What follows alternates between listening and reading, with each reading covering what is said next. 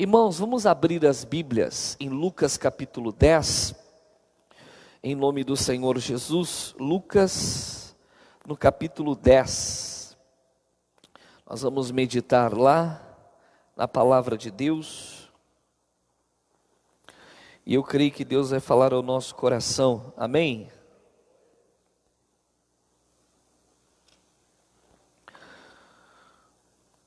Lucas capítulo 10, nós estamos no estudo, estudando a parábola do bom samaritano, amém? Eu creio que Deus vai falar muito ao nosso coração.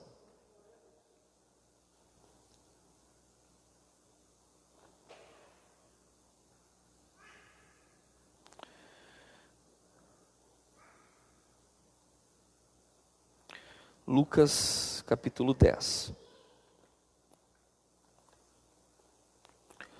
Esse é o terceiro culto que nós vamos estar nesse estudo, irmãos. Eu vou passar uma recapitulação bem rápida do que já vimos, para já entrarmos na parte nova que é de hoje, amém? E eu creio que Deus vai falar ao seu coração. Preste bastante atenção. Se alguém não estava nos cultos anteriores, você vai conseguir entender a mensagem. A palavra de Deus é muito clara, irmãos. Ela é simples. A gente consegue entender ela. Amém? O versículo 30 diz assim, ó, a partir do versículo 30 está escrito assim: E respondendo Jesus, disse: Desci um homem de Jerusalém para Jericó, e caiu nas mãos dos salteadores, os quais o despojaram, e espancando-o, se retiraram, deixando-o meio morto.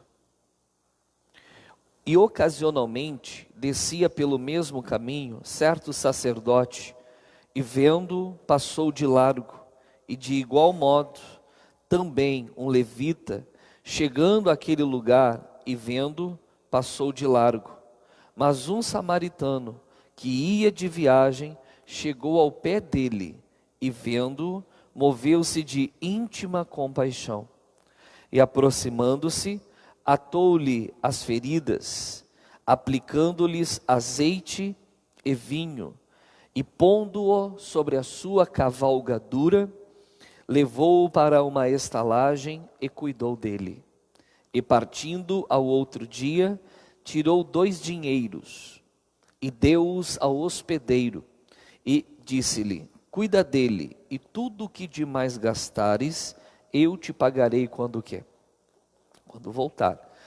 Eu já expliquei nos domingos anteriores, irmãos, nessa parábola, eu consigo ver toda a história, desde a queda do homem até o arrebatamento, amém? Para você entender, o texto diz que havia um homem que descia de Jerusalém para Jericó. Esse homem, no meio do caminho entre Jerusalém e Jericó, irmãos, o que aconteceu com ele? Ele foi pego pelos salteadores, foi despojado. Despojado significa que tiraram tudo que ele tinha, espancaram ele, trouxeram dor sobre ele e deixaram ele meio morto. Quem é esse homem? E o que significa Jerusalém? O que significa Jericó? Quando nós lemos uma parábola, irmãos, a parábola é uma história, uma ilustração fictícia que ilustra uma verdade. E nós temos que entender o que representa cada uma daquelas coisas. Amém? Nos dias de Jesus, irmãos, em Jerusalém havia o templo. E o templo, nele havia um lugar chamado Santo dos Santos. Nesse lugar residia a presença de Deus. Em todo o planeta, irmãos, a presença de Deus estava lá.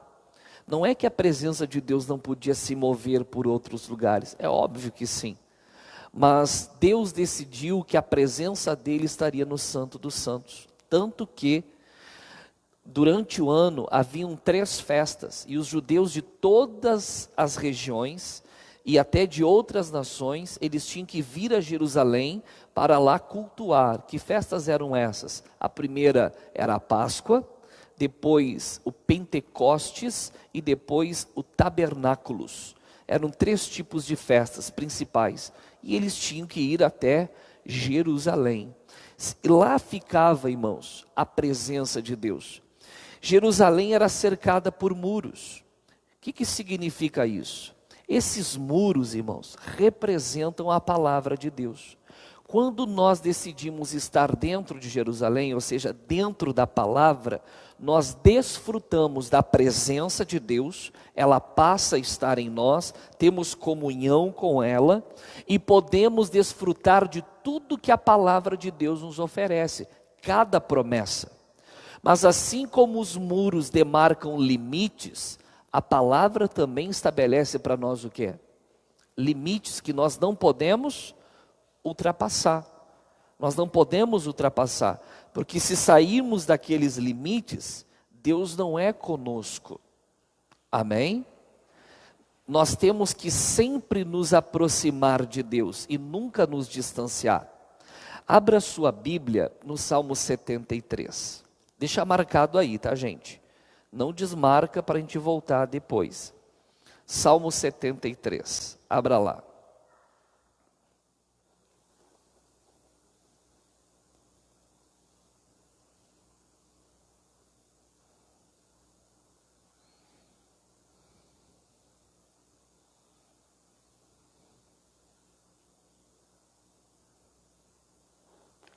Encontraram? O versículo 27 diz assim, ó: pois eis que os que se alongam de ti, o que acontece? Perecerão. O que é alongar-se? É se distanciar. Toda pessoa que se distancia de Deus, irmãos, ela perece. Ela está indo para longe. Deus é luz. Você já esteve debaixo de um poste de luz à noite? Quando você estava debaixo do poste, como é que você estava? Iluminado. Mas à medida que você começa a se afastar do poste, como é que vai ficando? Escuro. Eu sei que é um exemplo meio assim, chulo, né? Mas imagine que Deus seja o poste. Você está junto dele, você está o quê? Você está iluminado. Mas aí você começa a se afastar de Deus, você começa a entrar no quê? Na escuridão, nas trevas. Nós não podemos nos alongar, distanciar, afastar de quem, irmãos? Nós não podemos nos afastar de Deus. Ao contrário, nós temos que nos aproximar dele. Olha o texto. Pois eis que os que se alongam de ti, o que acontece? Perecerão. E tu tens destruído todos aqueles que apostatando se desviam de ti. O que é apostatar? É abandonar. Lembra que eu falei aqui no início do culto? Aquele que perseverar até o fim será salvo. Nós não podemos apostatar. Agora olha o 28. Olha o que o salmista faz. Mas para mim, bom é o quê? Aproximar-me de quem? De Deus. Irmãos, quanto mais comunhão com Deus tivermos, quanto mais na palavra nós estivermos, melhor para nós. Pus a minha confiança no Senhor Deus, para anunciar todas o quê? Todas as suas obras. Isso é fantástico. Agora nós vamos para a segunda carta de João, lá no final da Bíblia. Os obreiros vão ajudar vocês aí. Segunda carta de João, só tem um capítulo, é bem fácil. Procura o Apocalipse, achou o Apocalipse, volta, tem Judas, terceira e segunda João. É bem próximo. Segunda de João, capítulo 1, porque só tem um capítulo, né? O versículo é o 8. Quem não tiver, acompanha na tela.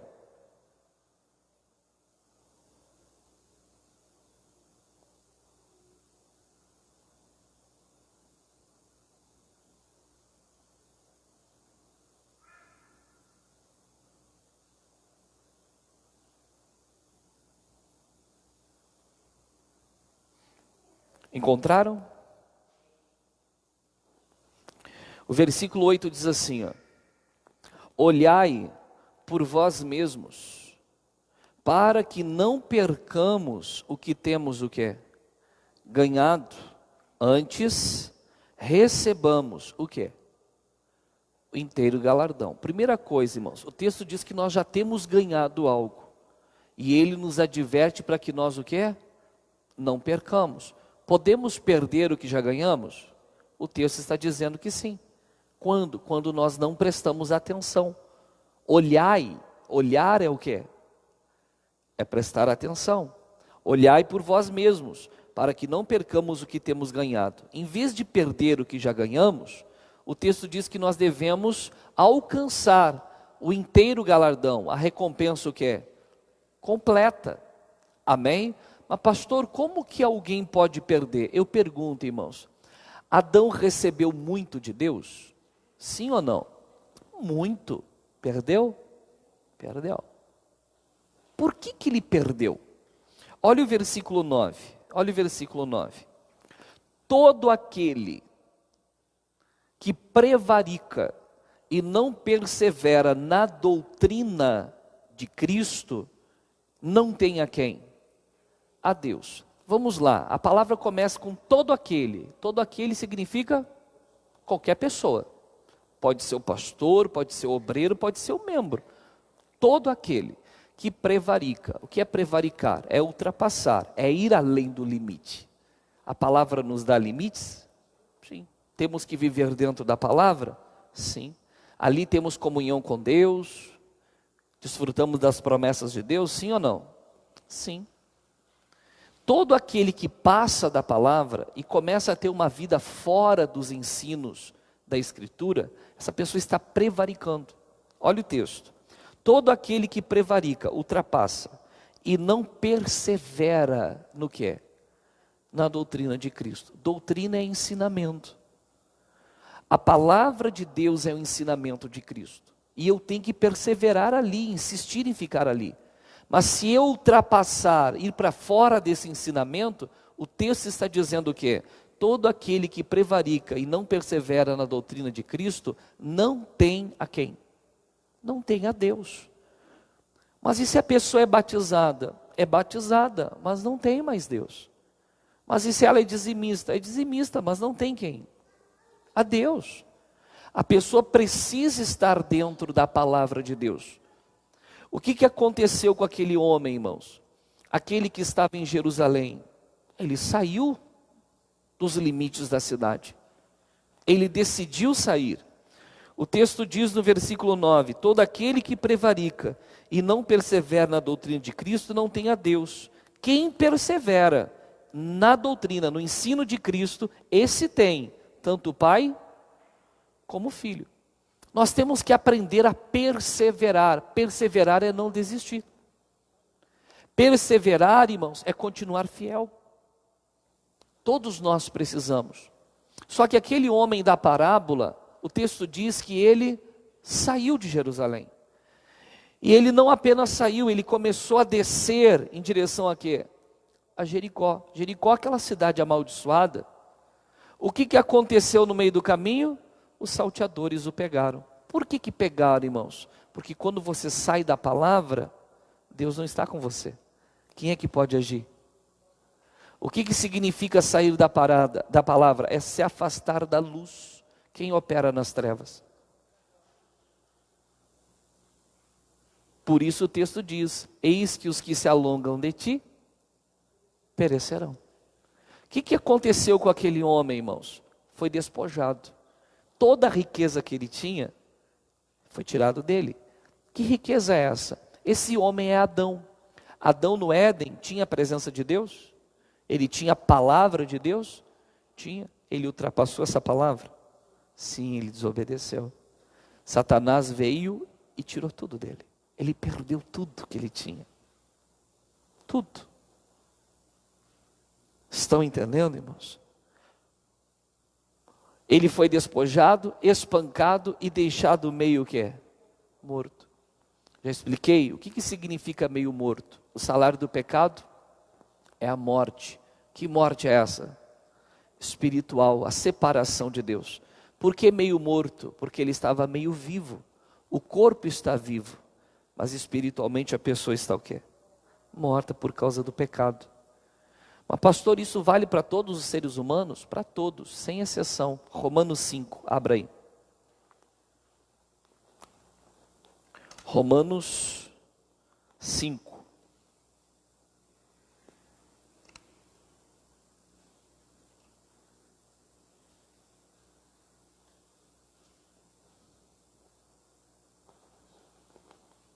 Romanos 5, o versículo 12, diz assim, ó: pelo que, como por um homem entrou o pecado no mundo, e pelo pecado que? A morte, assim a morte passou a todos os homens, por isso que todos o que? Pecaram. Vamos ler de novo, irmãos. Quem não encontrou, olha na tela, só para não perder o foco. Pelo que, como por um homem entrou o pecado no mundo. Que homem é esse? Adão. Foi por ele que o pecado entrou. E pelo pecado o que? A morte espiritual. Assim também a morte passou a todos os homens, porque todos o que?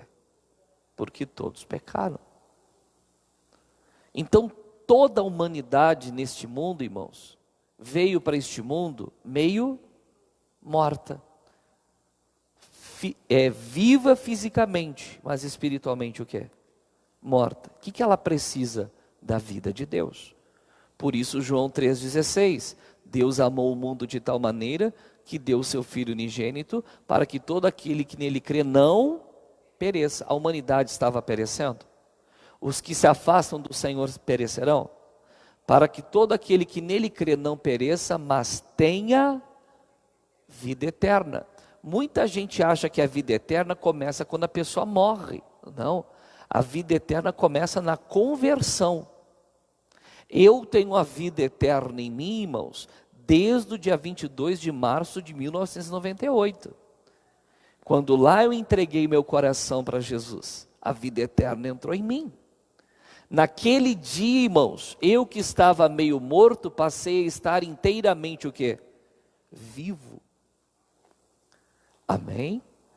O texto vai dizer que esse homem que foi deixado meio morto, despojado e tal, irmãos, jogado no chão, duas pessoas passaram por ele. Vamos voltar lá para a parábola, Lucas 10, eu pedi para você deixar marcado.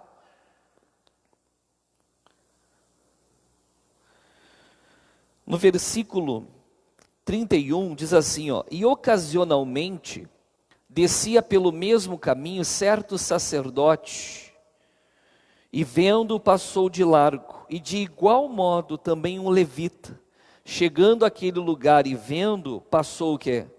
De largo. Tanto um levita quanto um sacerdote passaram, viram o homem, mas passaram de quê? De longe. Por quê? Dentro da leitura literal do texto, mostra que esses homens não tiveram o que por aquela pessoa? Amor. Mas só que aqueles dois não podiam ajudar aquele homem, irmãos. O levita representa a lei, e a Bíblia diz que a lei, Romanos 8, versículo 13 e 4, que a lei, irmãos, não pode salvar o homem, porque ela está enferma pela carne. A nossa carne deseja o pecado. O que acontece com isso, irmãos?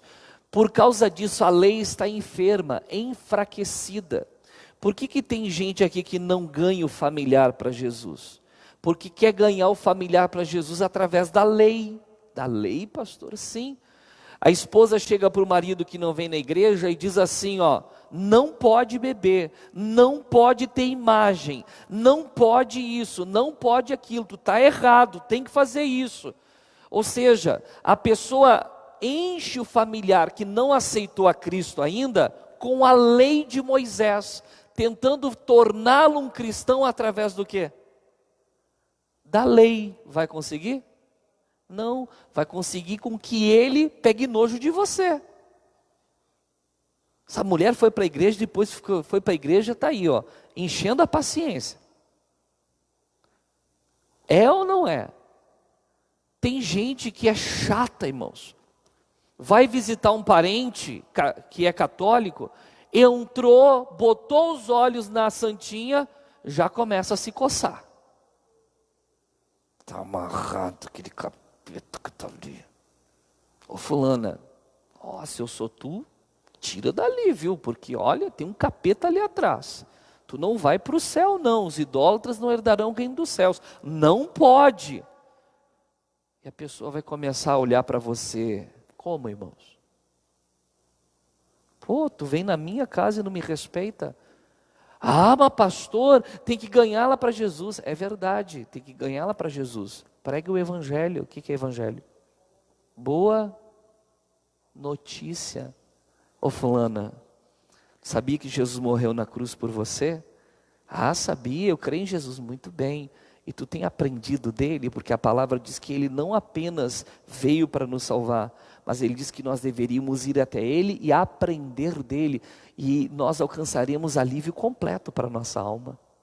Falei mal da imagem? Falei mal das coisas que ela faz? Não, mas falei de Jesus para ela. Tem gente tentando levantar a pessoa morta com a lei. Irmãos, aprenda. Só consegue praticar a lei quem está inteiramente o quê? Vivo. Quando nós nos convertemos e passamos da morte para a vida, nós conseguimos praticar a lei.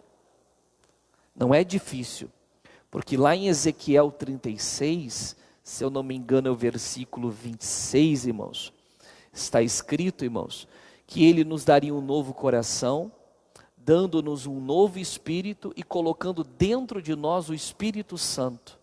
E o Espírito Santo faria com que andássemos nos seus mandamentos. Só depois da conversão a pessoa consegue praticar a lei. Antes, irmãos, não consegue. A lei não consegue o que, irmãos? Salvar. Assim também, se a lei não consegue salvar, a pessoa está no pecado porque ela transgride o que é? A lei. Aí Deus, no Antigo Testamento, criou o sacerdócio. E o sacerdócio tinha como objetivo oferecer a Deus os sacrifícios dos animais, para que ao derramar do sangue dos animais, o sangue dos pecadores fosse o que? Coberto. Se era coberto, o pecado o que, irmãos? O pecado não era perdoado, ele continuava ali. E todos os anos tinha que se fazer de novo sacrifícios, para renovar aquilo, para que a pessoa pudesse ter o pecado coberto. Então nem o levita, nem o sacerdote conseguiam tirar a pessoa da morte espiritual. Até que o texto diz que veio o samaritano. Olha o versículo seguinte. O 33. Mas um samaritano que ia de viagem, chegou ao pé dele e vendo-o, moveu-se de íntima compaixão. O samaritano, irmãos, o texto diz que ele vinha de uma outra parte. Se você prestou atenção nos textos anteriores, o texto mostra que tanto o levita quanto o sacerdote também estavam o quê? Descendo. O samaritano não, o texto diz que ele veio de outra parte. Ele não veio nem de Jericó, nem de Jerusalém. De onde ele veio? Quem é o samaritano? O samaritano é Jesus. E de onde Jesus veio? Veio dos céus. Ele é o pão vivo que desceu dos céus. E por que ele é o samaritano? Irmãos, lá naquele texto de João 4, quando Jesus vai no poço de Jacó, ele chega lá, tem uma mulher samaritana. Jesus começa a conversar com ela, pede água, e ela diz: como que, sendo tu judeu, pede água a mim que sou samaritana? E o texto diz, porque os judeus não se davam com quem? E por que não se davam? Lá, quase 7 séculos antes de Cristo, irmãos, a Assíria entrou em Israel e levou os israelitas cativos. A capital de Israel na época era Samaria. E o rei da Síria, ele tinha um costume, para enfraquecer a cultura de uma nação, o que ele fazia depois de conquistá-la? Trazia pessoas de outras nações para habitar ali, para misturar e miscigenar as pessoas. E misturando elas perdiam a cultura delas, perdiam a identidade delas. Quem está entendendo? E o que aconteceu? Depois que Israel e Judá, 70 anos depois, voltaram do cativeiro, irmãos, lá estava a cidade de Samaria. Mas só que os judeus lá não eram mais puro sangue. Eles eram que nem os brasileiros, tudo que é? Tudo misturado. Um pouco de cada parte do mundo. É ou não é verdade? Amém? Um pouco de cada parte. E os judeus olhavam para eles e não aceitavam eles. Vocês são o quê? Impuros. Vocês são de duas naturezas, uma judia e a outra gentílica. Estão entendendo, irmãos? Mas o que tem a ver isso com Jesus? Porque Jesus também tem duas naturezas. Duas, pastor? Sim. Ele tem a natureza terrena, porque ele é 100% homem. E ele tem a natureza celestial, porque ele é 100% Deus. Ele foi gerado pelo Espírito Santo através de uma mulher. A natureza humana ele recebeu de Maria. A natureza celestial é porque ele é o que, irmãos? Deus. Então ele é o samaritano, que tem as duas naturezas, que não foi contaminado pelo pecado de Adão, porque ele é perfeito, ele é puro, ele é o pão vivo que desceu, e ele é o único que pode levantar o homem caído. Por isso ele vai até o homem que está caído. A Bíblia diz que ele se aproxima do homem que está caído. Ele move-se de íntima compaixão, ama aquele homem de todo o que é coração, porque ele pode ajudar. A religião, irmãos, aí fora conhecida, ela não passa nem de perto na questão de conseguir levantar o que é? O homem. Pode conseguir comida, alimento, dar entretenimento, dar uma vida social, mas não consegue reerguê-lo espiritualmente, tirá-lo do que é? Do pecado. O único que pode fazer isso é quem? É Cristo. E quando Cristo faz isso, irmãos, quando a pessoa permite que Cristo entre na vida dela, tire a natureza pecaminosa, tire o velho coração de pedra, tire a velha criatura e torne ela uma nova criatura, faça ela passar pelo novo nascimento, dando a ela um novo espírito, irmãos. Essa pessoa é convertida, é cuidada. Por quê? O texto vai dizer no versículo 34 assim, ó: e aproximando-se, atou-lhe as feridas, aplicando-lhes azeite e o quê? E vinho. Antes de atar, ele aplica duas coisas: o azeite, a ação do Espírito Santo, que convence o homem do pecado, sim ou não? E depois de mostrar que ele é um pecador, dá as duas alternativas para o homem, que ele deve escolher, ou a justiça ou o juízo. Amém? Porque o Consolador, quando viesse, convenceria o mundo do pecado, da justiça e do juízo. Quando o homem entende que é um pecador, irmãos, ele se dá conta: e agora? Estou lascado, o que eu posso fazer? O Espírito Santo mostra para ele a opção da justiça e a opção do quê? Do juízo. E isso é para todos. Amém? E ele explica: da justiça, porque vou para meu Pai e não me vereis mais. O que quer dizer isso? Por que Cristo morreu e ressuscitou e foi ao Pai? A Bíblia diz que ele morreu pelos nossos pecados e ressuscitou para a nossa justificação. O que é justificação? É o ato que torna alguém inocente de culpa. O que acontece quando eu reconheço que sou um pecador, confesso eles, arrependido, irmãos, e decido não fazê-lo mais? Eu sou o quê? Sou perdoado. 1 de João 2,9 diz assim, ó: se confessarmos os nossos pecados, Ele é fiel e justo para nos perdoar os pecados e nos purificar de toda injustiça. Não é 1 João 2,9, é 1 João 1,9. Amém? Somos purificados, somos perdoados. Ah, mas a pessoa foi convencida pelo Espírito Santo: não, mas eu não quero me converter, eu gosto de viver assim. O que sobra para mim? Só uma coisa: o juízo. Ela tem a opção da justiça, ser justificada, se tornar de Deus e andar com quem? Com Deus, ou o juízo. E O texto explica: da justiça, porque vou para meu Pai, não me vereis mais. Do juízo, porque já o príncipe deste mundo está condenado. O juiz é complicado. O que ele está dizendo? Você não quer a justiça?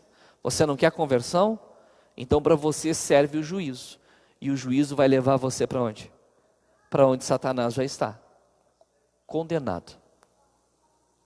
Aprenda uma coisa, irmãos. Esses dias me perguntaram assim. Me perguntaram dessa forma: pastor, nós não vamos passar pelo julgamento? Eu disse: não. Os salvos não passam por um julgamento. Não, pastor, eu pensei que todo mundo teria que passar pelo juízo. Não. A Bíblia é muito clara. Depois do arrebatamento, tanto os que morreram salvos, quanto os que estiverem vivos e subirem no arrebatamento, irão para o tribunal de Cristo. Nesse tribunal, que é onde os salvos passam, eles não são julgados para salvação ou condenação. Lá eles recebem, as obras que eles praticaram são julgadas, e dessas obras eles recebem ou não recebem galardão. Amém? E entramos para a eternidade. O juízo final vai acontecer muito tempo depois, porque no arrebatamento tem o tribunal de Cristo, depois tem os 7 anos da grande tribulação, depois tem o milênio, então no final tem o que? O juízo. E no juízo, todos os homens, desde Adão até aquele dia, que não serviram a Deus, estarão no juízo. E a Bíblia claramente diz: todos serão lançados no lago de fogo. Esse juízo, ninguém é salvo. Todo mundo é o quê? Porque quando o Espírito Santo convenceu a pessoa o que é? Isso não é para mim, sou muito novo. O azeite foi aplicado na ferida?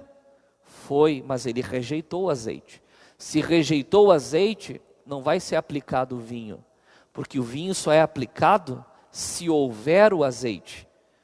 O Espírito Santo convence, a pessoa se arrepende, vem o vinho, o sangue de Cristo, e o que é? Lava totalmente a pessoa do pecado. Aí vem o Senhor e cobre a ferida, ata a ferida, envolve aquela pessoa com a presença dele, e ela se torna intocável pelo maligno. Todo aquele que é nascido de Deus conserva-se a si mesmo, e o maligno, olha que coisa bonita. Amém? Mas eu pergunto, irmãos, a ferida continua ali? Continua. Aquela pessoa agora vai passar por um processo de aperfeiçoamento. Mas qual é a condição dela diante de Deus agora? Até aqui eu dei a recapitulada. Vamos entrar na matéria nova? Vamos. Olha o que diz o versículo 34. E aproximando-se, atou-lhe as feridas, aplicando-lhes azeite e o quê? Vinho. A gente estudou até aqui semana passada. Agora olhe. E pondo-o sobre a sua cavalgadura, levou-o para uma estalagem e o que, irmãos? E cuidou dele.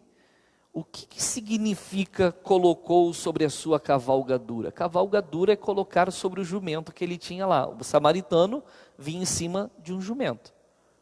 O texto diz que Jesus, o samaritano, pega aquele homem, agora já tratado, pelo azeite, pelo Espírito Santo, pelo vinho, o sangue de Cristo, já com a atadura, já na presença de quem? Ele é pego e colocado na mesma cavalgadura que vinha o samaritano. Pastor, o que quer dizer isso? Quando nós nos convertemos, irmãos, nós somos colocados em Cristo. Sim ou não? Se alguém está em Cristo, somos colocados em Cristo. E o que significa isso, pastor? Nós passamos a desfrutar da mesma posição espiritual que Cristo tem. Amém? Como assim? Abra sua Bíblia em Marcos capítulo 16, rapidamente.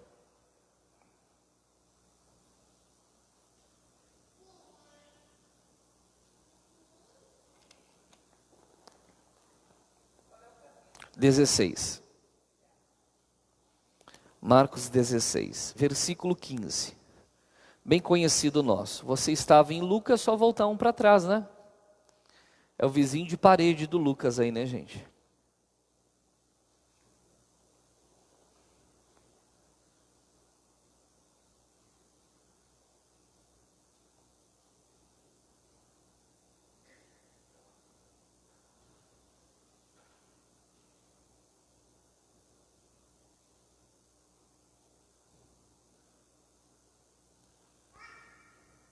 Encontraram? Olha o 15. É Jesus falando. Que não achou, olha na tela. E disse-lhes: ide por todo o mundo, pregai o evangelho a toda criatura. Imagine todos lá caídos, meio mortos. Amém? O que é para pregar para eles? O que é evangelho? Boa notícia. Amém? Quem crer no evangelho e for o quê? Batizado, consequência, será salvo.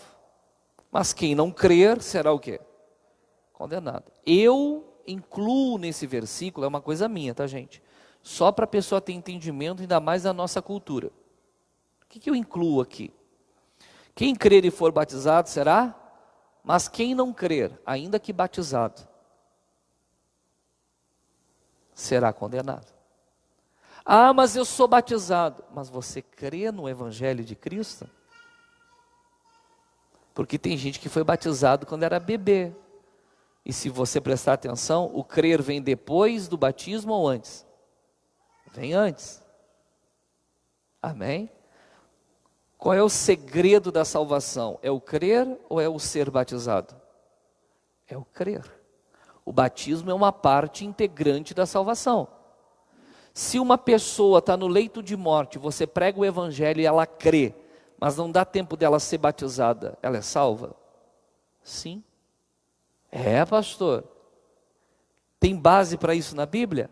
Tem. O ladrão na cruz, ele creu? Jesus disse o que para ele? Hoje mesmo estarás comigo no paraíso. Amém? Mas pastor, Jesus batizava já naquela época? Já. A Bíblia diz que ele não batizava, mas os discípulos o quê? Batizavam. Mas o ladrão pode ser batizado? Não pode. Interessante? Sim ou não? Quem crer e for batizado será salvo, mas quem não crer será o quê? Agora o 17, que é onde eu queria chegar. E estes sinais seguirão aos que crerem. Que crerão no quê? No Evangelho. E por crer no Evangelho foram o quê? Salvos. Agora o texto está dizendo que para essas pessoas, há sinais que seguem, que acompanham ela. Quais são? Em meu nome. Expulsarão demônios, falarão novas línguas, se pegarem serpente, e assim vai, até que diz, e imporão as mãos sobre os enfermos e eles ficarão curados. Presta atenção aqui. Quanto tempo depois da conversão é necessário para uma pessoa poder expulsar demônios? Imediata. Isso mesmo, Rogério. 1 segundo depois a pessoa já pode expulsar demônios. Pode, pastor? Claro que pode. Está aqui o texto, está dizendo, não, tem que passar por um cursinho de obreiros, tem que ser batizado no Espírito Santo. Não, o texto não fala isso. O texto só fala que a pessoa tem que crer no Evangelho. Mas por que uma pessoa ao se converter, ela já não sai expulsando demônio, irmãos? Porque ela não tem conhecimento. Ela recém se converteu. Amém? Ela está ainda com a ferida, o quê? Aberta, ela precisa ser ensinada. O que significa a ferida aberta? Ela ainda é imperfeita, mas o ensinamento da palavra irá o quê? Aperfeiçoá-la e mostrar toda a capacidade que ela tem em quem? Porque a chave aqui, irmãos, é essa parte. Os sinais seguirão os que crerem em meu nome. A maioria aprendeu, irmãos, a pegar esse texto e entender que é assim, é quando você chega para o mal e dizer, em nome de Jesus está amarrado, eu te amarro em nome de Jesus, mal em nome de Jesus sai, doença vai embora em nome de Jesus. A pessoa entendeu que é usar o nome de Jesus que faz a coisa. Isso tem a sua parte e é verdade, mas não é o que o texto realmente quer dizer. Presta atenção. Aqui significa, irmãos, quando Jesus diz em meu nome, está dizendo assim, ó, você que creu no Evangelho, eu estou autorizando você a agir em meu lugar como se fosse eu. Amém? Eu vou dar um exemplo para vocês. Deixa aberta a imagem, Nando, um pouco aberta, que tu vai vir aqui do meu lado. Vem cá, Nando. O nosso cameraman. O pessoal lá de casa vai ver. Irmãos, imagina só, aqui está o Luiz Fernando. Digamos que amanhã, 3 da tarde, eu tenho que assinar um documento muito importante no cartório. No cartório não, na prefeitura, vamos dizer. Só que meio-dia eu tenho que estar em Porto Alegre. Então não vou poder estar em Torres às 3 da tarde. E não dá para assinar outro dia, tem que ser quando? Tem que ser amanhã. E agora, o que eu faço? Antes de viajar, dá 2 horas até Porto Alegre. Então eu posso sair daqui, sobrando um tempinho, 9h30. 8h30 da manhã, eu pego o Nando, vou lá no cartório e peço para fazer uma procuração. Nessa procuração eu escrevo, eu, Anderson Rosa Vaz, CPF tal, domicílio tal, autorizo Luiz Fernando Valim, CPF tal, a assinar documentação em tal lugar em meu nome. Eu assino embaixo. Aí, irmãos, ele vai na prefeitura. Ele chega lá e diz assim, ó, eu vim assinar tal documentação no nome de Anderson.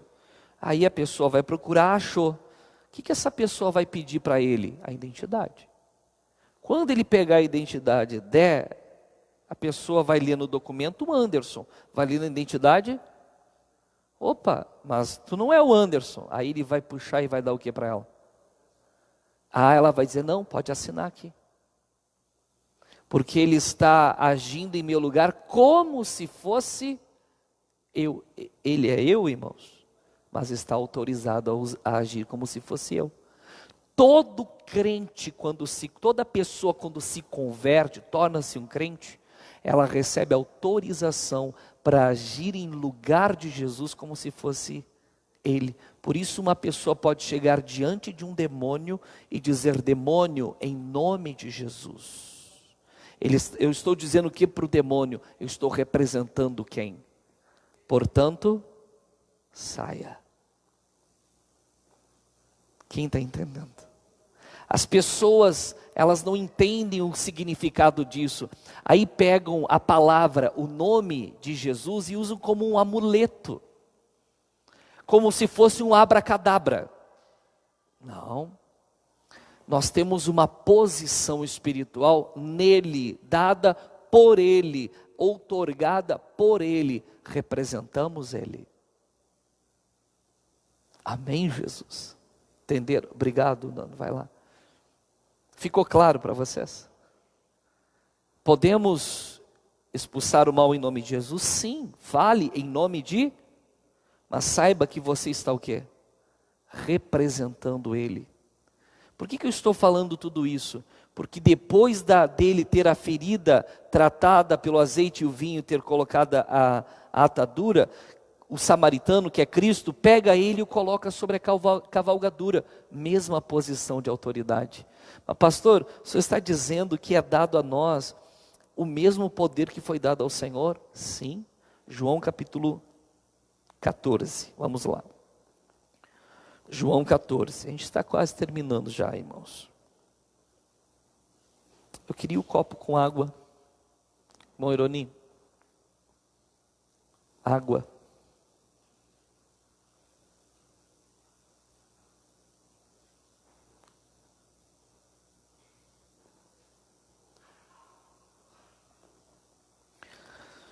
João 14, versículo 12. Diz assim, ó: na verdade vos digo, que aquele que crê em mim, o que é crer em Cristo? É crer no Evangelho. Aquele que crê em mim, também fará as mesmas obras que eu faço, e as fará o quê? Maiores do que estas. Por quê? Porque vou para o meu Pai. Pode trazer, filha. Pode trazer água. Vou ler de novo. Na verdade vos digo, que aquele que crê em mim, também fará as obras que eu faço. Amém? Isso aqui é fantástico, irmãos. Alguém pode dizer: mas pastor, quem sou eu para fazer as mesmas obras que Jesus? Irmãos, não é o pastor quem está falando. É o pastor que está falando? Hã? Não, não sou eu. Quem é que está falando isso? É Jesus. Ah, mas quem sou eu? Não, não sou digno. Nessas horas as pessoas querem se achar humildes. Sim ou não? Mas isso não é humildade. Qual é o nome que eu dou, irmãos? Mediocridade. O que é mediocridade? Se tornar pequeno. Deus está tentando nos tornar o quê? Grandes. E a pessoa fica se diminuindo. Quem sou eu? Eu não sou capaz. Eu não tenho capacidade. Eu já expliquei outro dia aqui. Quantas vezes me foi exigido para fazer coisas na obra de Deus, que eu sei que quando me foi dado eu não tinha o quê? Qual foi a resposta que eu dei quando me pediram para fazer? Amém, vou fazer. Porque quando eu assumo a capacidade, o quê? Ela vem. Eu não vou ser medíocre. Se me foi exigido algo grande, é porque Deus vai me dar o quê? Capacidade. Cristo nos deu essa capacidade. Toda pessoa que se converte recebe ela. Por que ela não usa de imediato? Que silêncio. Porque falta o que para ela? Conhecimento. Tem pessoas que estão há 30 anos na igreja e não sabem disso, gente. Estão há 10 anos, 15 anos, 5 anos e não sabem dessas coisas. Elas já podiam há muito tempo estar dando ordens a todo mal para sair, mas estão lá choramingando, gemendo,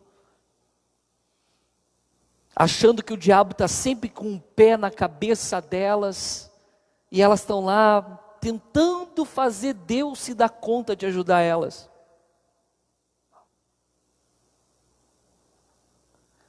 Aquele que crê em mim fará o quê? As mesmas obras que eu faço. E fará o quê? Como? Versículo 13. O 13 diz: e tudo quanto pedirdes, determinardes, exigirdes, ordenardes em meu nome, eu o quê? Farei, para que o Pai seja o quê?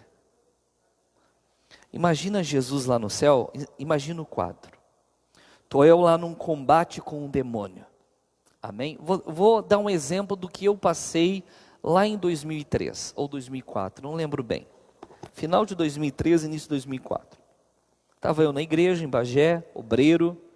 Chega um senhor, ele pede oração, ele manifesta com o demônio. Quando ele manifesta com o demônio, eu lembro que eu estava na frente do altar, ali com o demônio manifestado. E eu disse assim: demônio, de joelho agora. E o demônio olhou para mim, deu uma gargalhada e disse: tu não pode comigo. Aí na hora eu pensei: como assim? Né?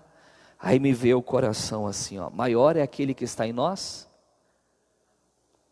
Aí eu olhei e disse assim para o demônio: demônio, é verdade, eu, o Anderson, não posso contigo. Mas aquele que está em mim pode. Em nome de Jesus Cristo, eu te dou uma ordem, de joelho. Pá. São experiências, lá na época era início. Eu aprendi na hora, ninguém me ensinou. Foi revelação de Deus, me fez lembrar do texto. Amém? Pronto, eu entendi. Bastou eu usar o nome. Agora preste atenção. Imagine eu no embate contra o demônio e Jesus me olhando. Se eu não agir em nome de Jesus, o que Jesus vai fazer por mim? Nada, porque Ele já me deu autoridade, eu tenho que usar. Amém?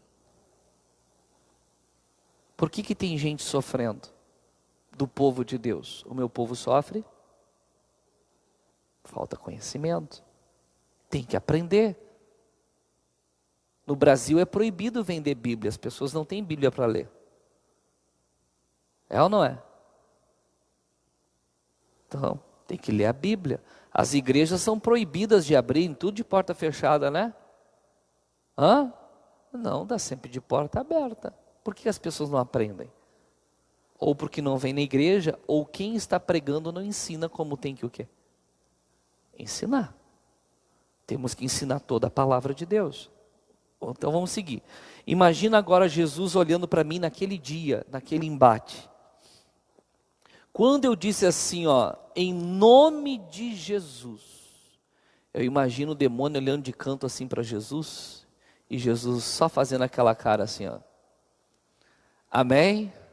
É mais ou menos assim, ó, o meu filho entendeu, não tem jeito para você. E tudo que determinares em meu nome, eu farei. Acabou. Amém? Irmãos, quando nós somos salvos, somos colocados sobre a cavalgadura, mesma posição de Cristo. Não somos Cristo, não estamos na altura de Cristo, estamos em Cristo. E temos a autoridade dele. Amém? Vamos para o capítulo 20 aí de João.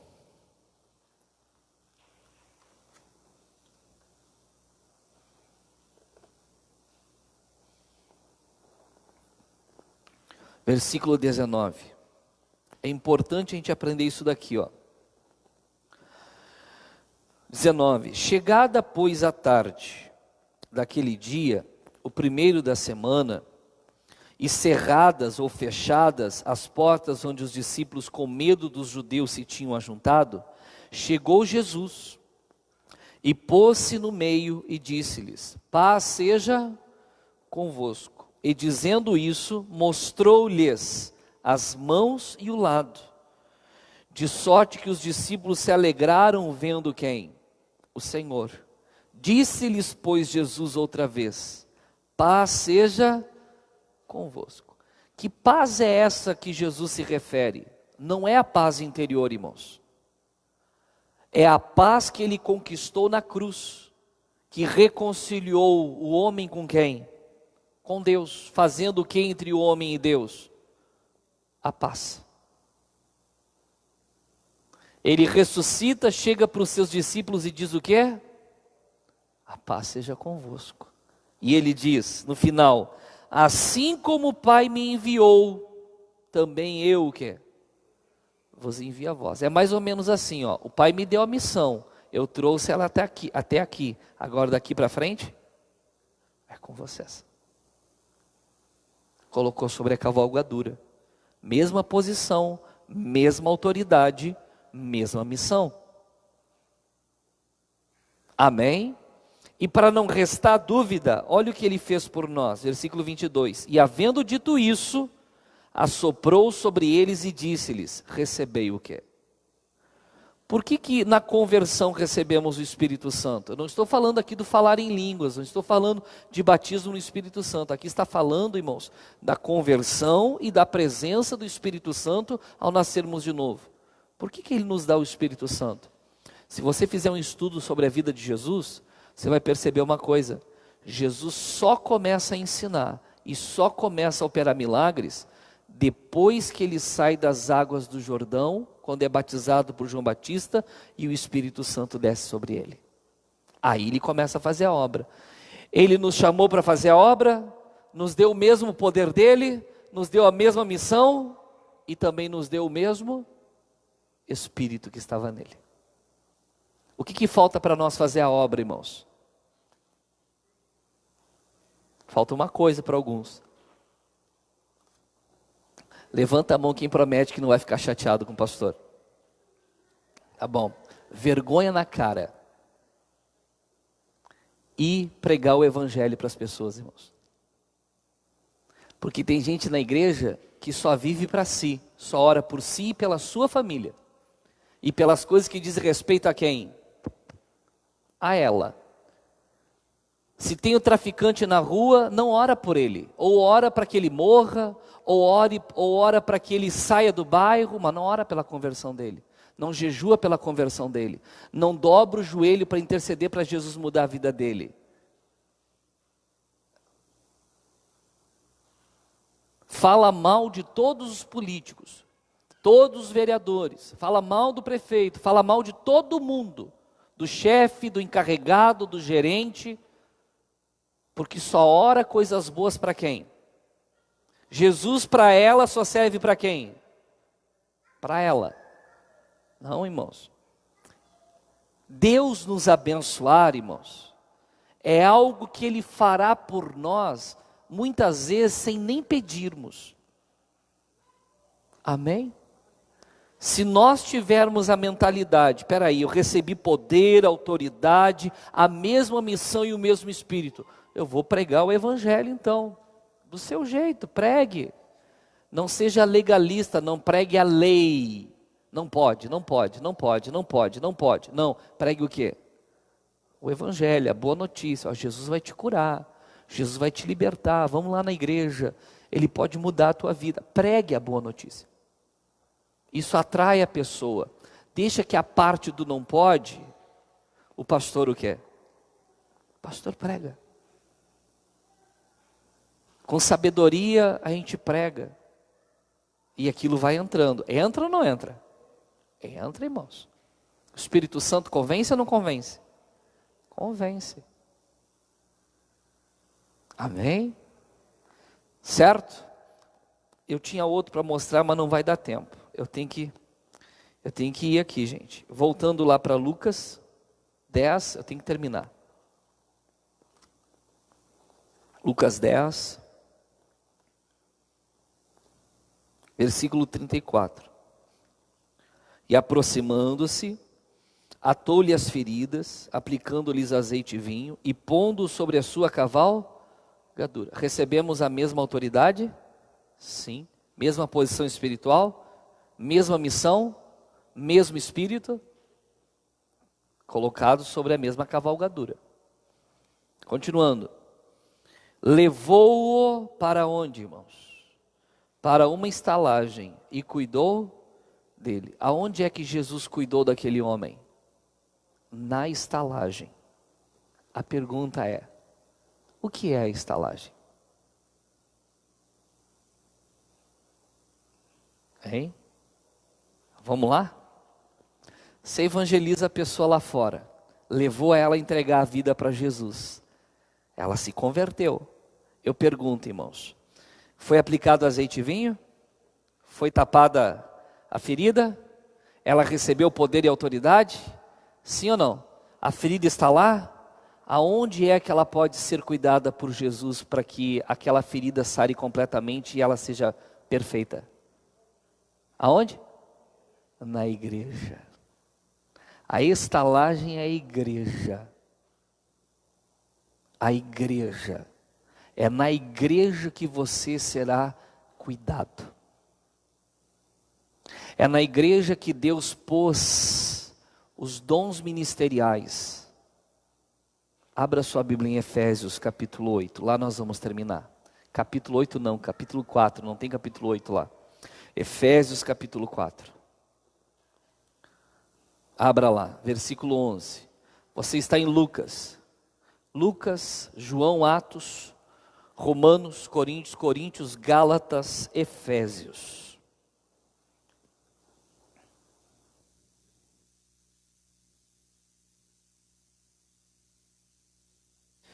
Efésios,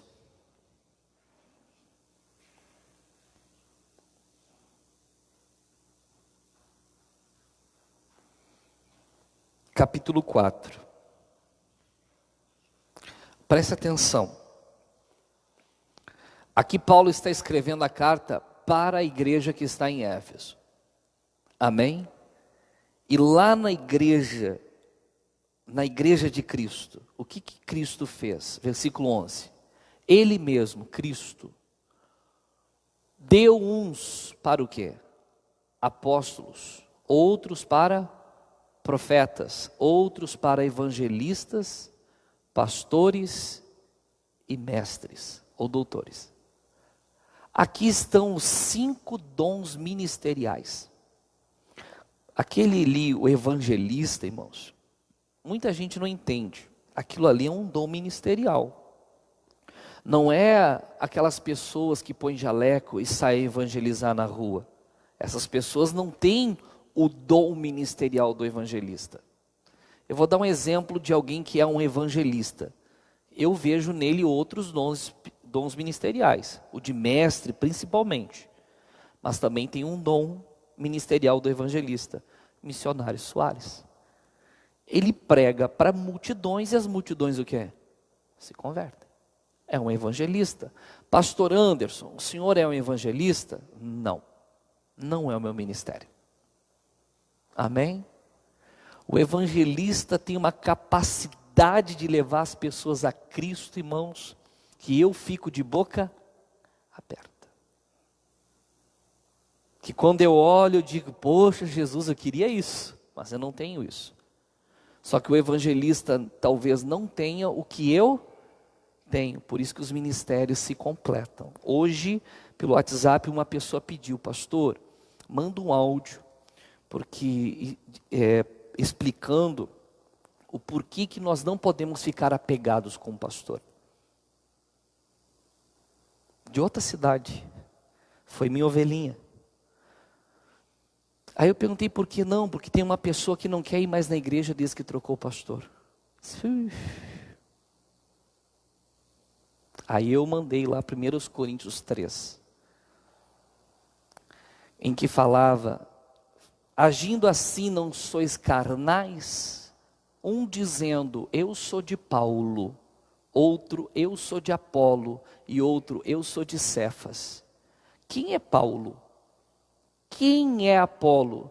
Senão ministros pelos quais crestes, porque um plantou, o outro regou, mas quem deu crescimento foi Deus. A pergunta é, quem é o Anderson?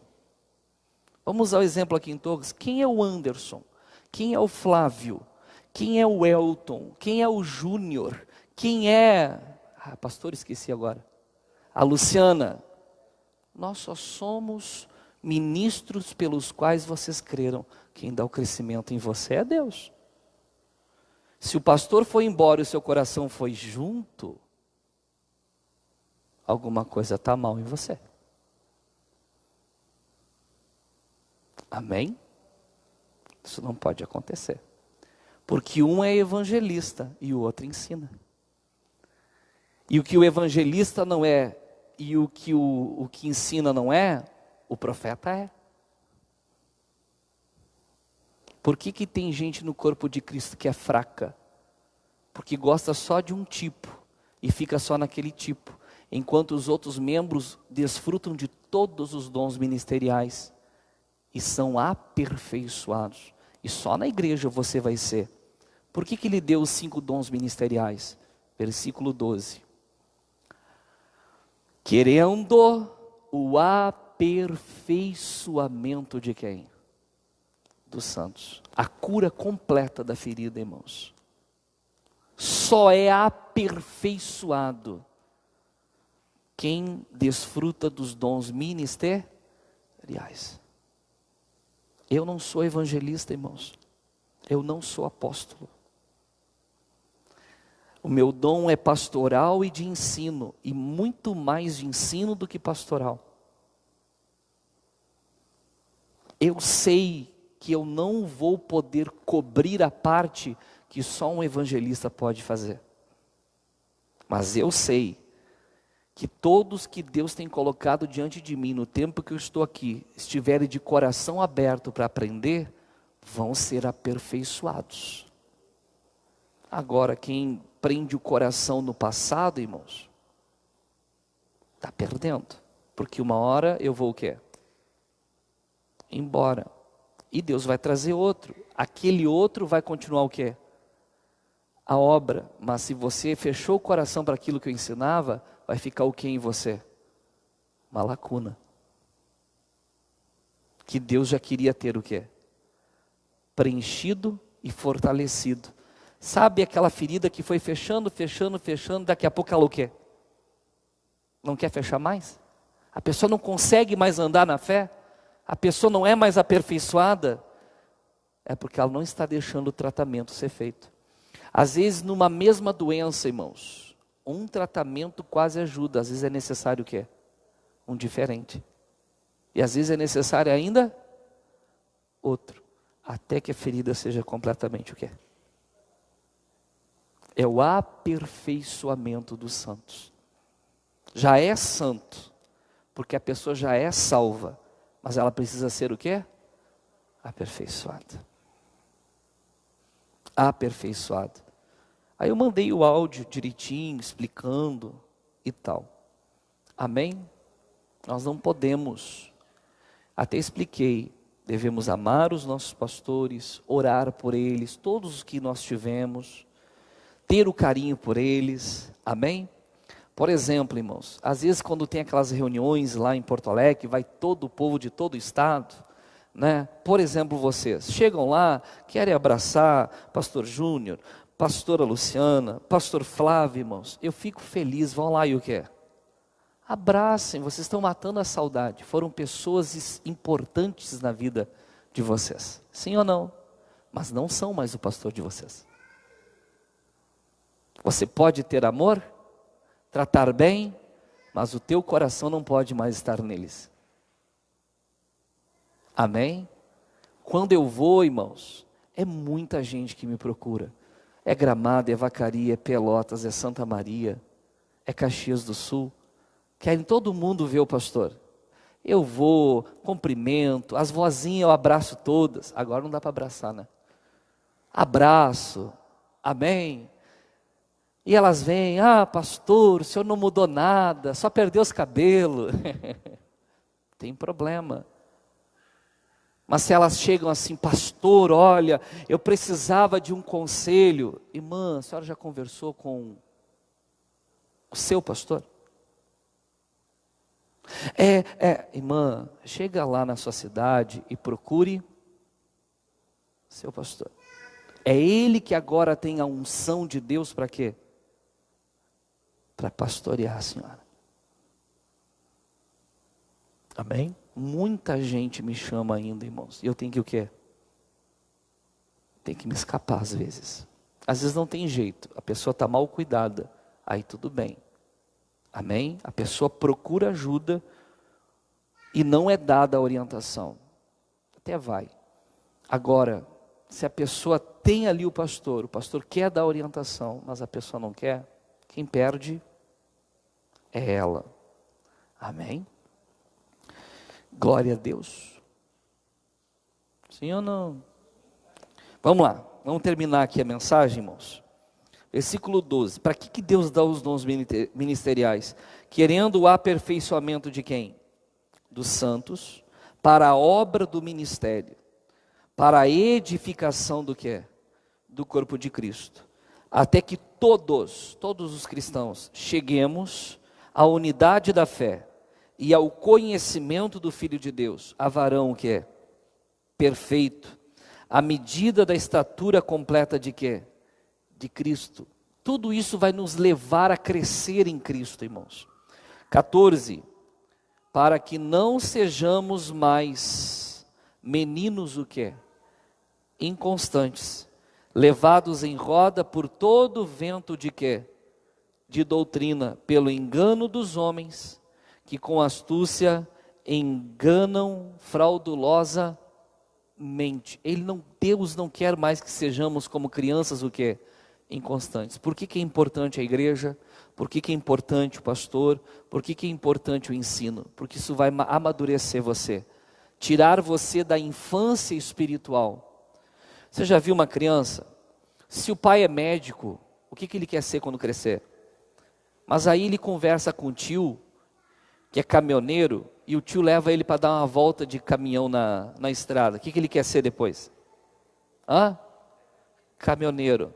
No outro dia, ele está assistindo o jogo de futebol da seleção e vê o Neymar arrebentar no jogo. O que ele quer ser?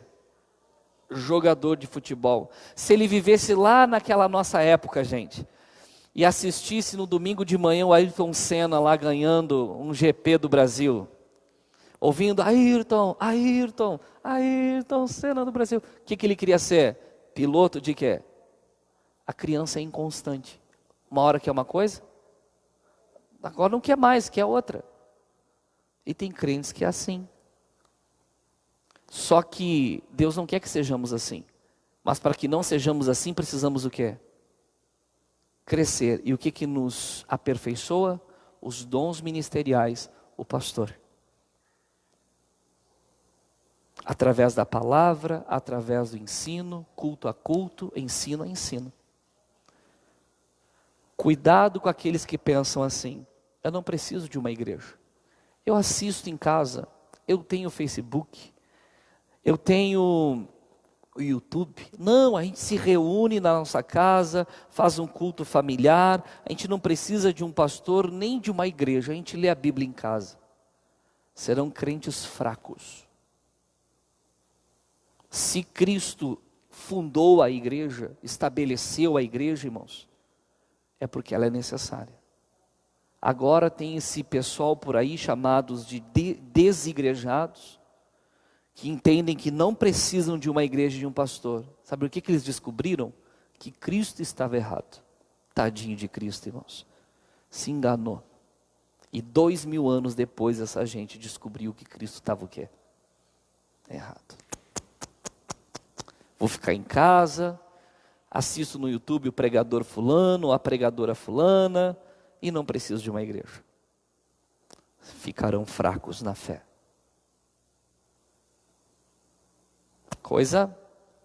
Vamos terminar aqui, irmãos? Vamos, só curve a cabeça, fé.